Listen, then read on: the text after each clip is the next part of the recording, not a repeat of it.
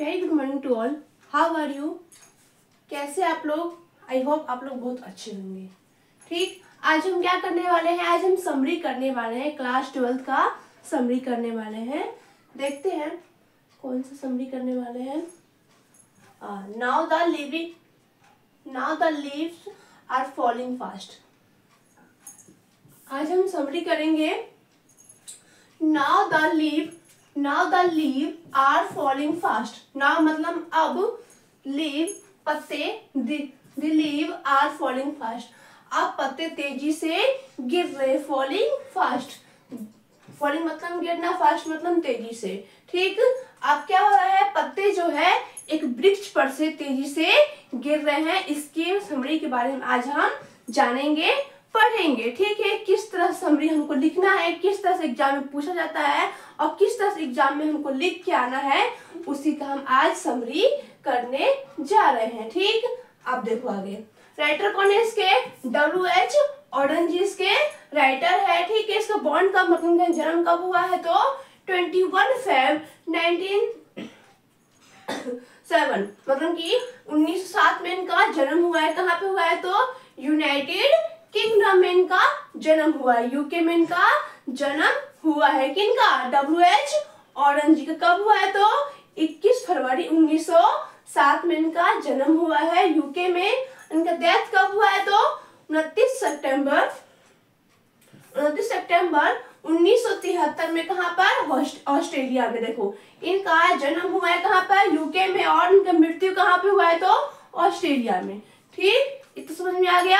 आगे अब जाने, चलो ठीक है, आगे देखते हैं।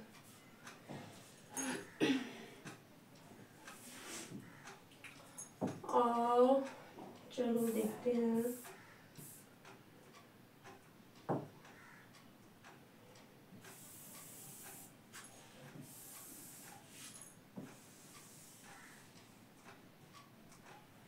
देखो, समरी कौन सा? हमारा summary of now the leave are falling fast, class 12 का है। ठीक है, चलो देखते हैं। देखो यहाँ पे, now the leave are falling fast. क्या हो रहा है? अब पत्ते क्या है? तेजी से गिर रहे हैं। Is a poem written by W.H. Auden. इसके लिए इसको लिखे कौन है? तो W.H. ऑर्डन जी इसको लिखे हुए हैं। ठीक, he left England as early as 1939 to settle permanently in the United States. In this poem, the poet has tried to tell us about human life. इन्होंने क्या किया था? मतलब स्टार्टिंग में ही, ये 1939 के स्टार्टिंग में क्या किया? इन्होंने शिफ्ट हो गए कहाँ पर? यूके में ये शिफ्ट हो गए थे। इंग्लैंड, एक minute, United States. In this poem, the poet has tried to tell us about human life. Human life is full of frustration. देखो, इन्होंने बताया है क्या? ये स्टार्टिंग में शिफ्ट हो गए थे यहाँ पे। कहाँ पे शिफ्ट हो गए थे? यूनाइटेड स्टेट में शिफ्ट हो गए थे जाकर के।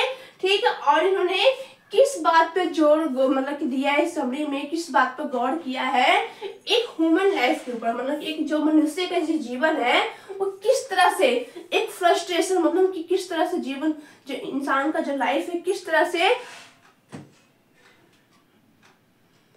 हाँ ठीक, इंसान का जो लाइफ है किस तरह से आगे, मतलब कि उसका जो जीवन फ्रस्ट्रेशन में बीत रहा है उसके बारे में बताया हुआ है। ठीक है, every people has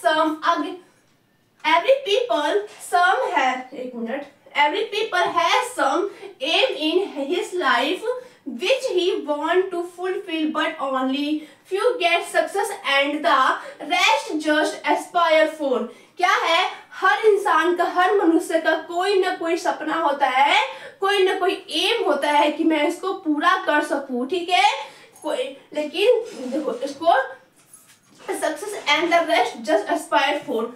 हर किसी का सपना होता है कि मैं इसको पूरा कर सकूं, लेकिन हर कोई अपना सपना पूरा नहीं कर पाता है। ठीक है, आगे देखो।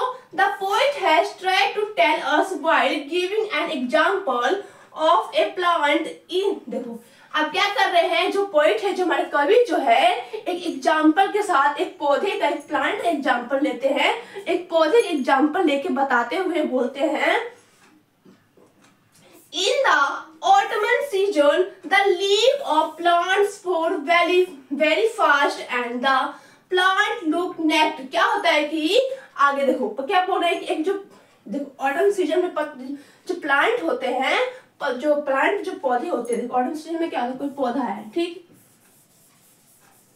ये पौधा है मान लो, ठीक।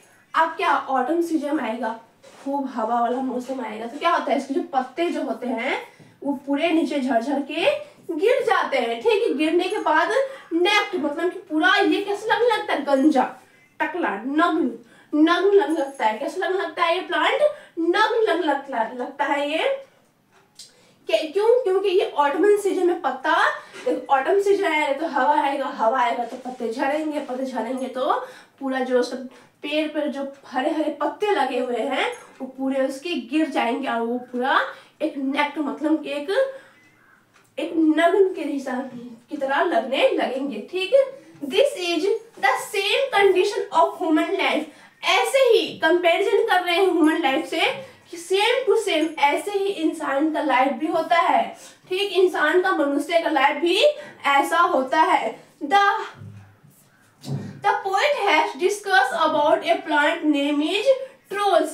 कौन से प्लांट की बात कर रहे हैं, एक ट्रोल्स पौधा है, जिस पौधे को देखो ट्रोल्स पौधा ऐसा होता है जो दूसरे पर डिपेंड रहता है, अपने जीविका के लिए दूसरे पर डिपेंड रहता है, ठीक है। उसको दूसरे से पोषण लेकर के अपना वो भरण पोषण करता है, ठीक है।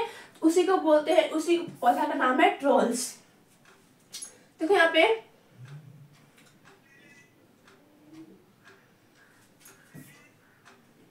एक minute,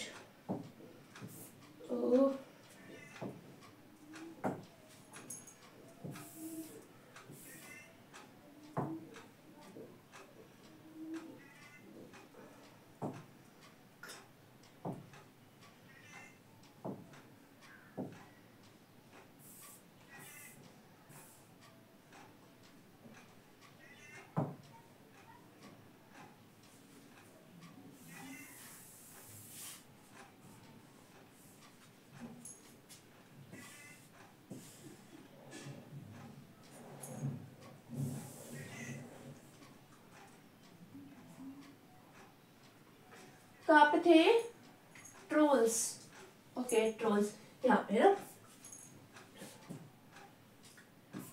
this is very big plant and depend on the other plants for his livelihood. मतलब कि अपने जीविका के लिए दूसरे पौधों पर निर्भर रहते हैं। कौन, ट्रोल्स जैसा पौधा जो होता है वो अपने आजीविका के लिए दूसरे प्लांट पर, दूसरे पौधे पे निर्भर रहते हैं, दूसरे पौधे से आजीविका लेता है। अगर मान लो अगर वो पौधा मर गया तो समझ जाना ये पौधा भी मर गया, है ना, क्योंकि दूसरे पे डिपेंड, दूसरे पे आश्रित है ना, इसीलिए, ठीक है। अब देखो, as in the autumn season the leaf of the plant fall and because of these trolls died। आप बताओ ऑटमन सीजन में क्या होता है कि जो ट्रोल्स जो पौधा है वो डाई हो जाता है, मतलब कि वो उसकी मृत्यु हो जाती है। किस कारण से, जो क्योंकि ऑटमन सीजन आया है, उस सीजन में पौधे में देखो पौधे ऑटमन सीजन में पौधे तो क्या होता है, हवा लगता है, हवा लगने के बाद पत्ते झड़ जाएंगे, पत्ते झड़ने के बाद उसकी मृत्यु हो जाती है, ठीक है। This is the same when the death detach us from real life and all our desire remain flat। उसी तरह सेम टू सेम मनुष्य का जो डिजायर होता है, जो चाहत होता है, वैसे ही उसके साथ ही खत्म हो जाता है। इंसान अगर देखो इंसान का मृत्यु हो जाएगा तो उसका चाहत भी खत्म हो जाएगा। जब तक इंसान जिंदा है कोई ना कोई डिजायर उसका रहता ही है कि उसकी चाहत कोई ना कोई रहेगा ही कि मुझे ये मिल जाए, वो मिल जाए। इंसान देखो कभी भी खुश नहीं रहता है, जितना उसको मिलेगा ना वो सोचेगा कि मेरे को और चाहिए, और चाहिए, और चाहिए। मतलब कि इंसान कभी भी अपने चीज से खुश नहीं रहता है, वो हमेशा कोई ना कोई चीज के लिए डिजायर करता ही रहता है, ठीक।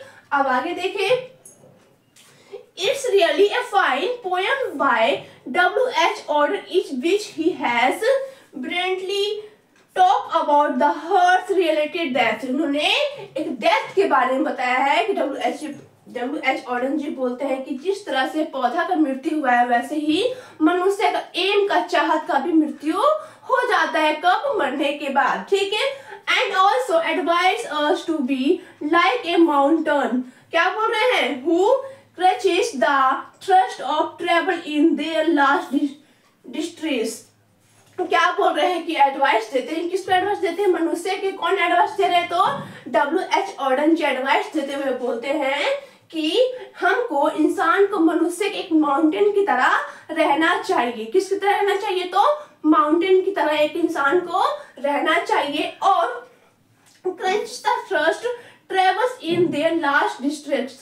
क्या बोलते हैं कि हमको प्यासे की, मतलब एक माउंटेन की भांति हमको रहना चाहिए, एक पहाड़ की भांति।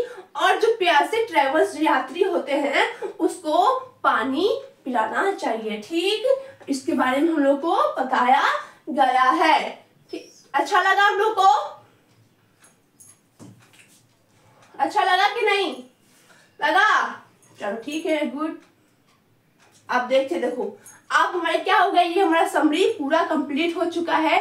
इस समरी में कंपैरिजन किया हुआ है किससे? एक प्लांट का एक मनुष्य से कंपैरिजन करके बताया गया है। जिस तरह ट्रोल्स पौधा मर जाता है, वैसे ही इंसान की जो डिजायर होता है, चाहत होता है, वो भी मृत्यु हो जाता है। लेकिन हर इंसान के पास कोई ना कोई एम होता है। अगर एम नहीं रहेगा, आप लोग का भी कोई एम है, सबका एम होता है, एम बिना किसी का जीवन नहीं चलता है। ठीक है, आप लोग एम क्या है कि हम कुछ बन जाए, ठीक है, अच्छे नंबर लेके आए 12th क्लास में। ठीक है, ये आप लोग का एम है। आप लोग पढ़ोगे तब ना आप लोग अच्छे नंबर लेके आ पाओगे। आप लोग को पढ़ना है। ठीक, अब हम क्लास नेक्स्ट में मिलेंगे कुछ नए टॉपिक के साथ। ओके, चलो ठीक है।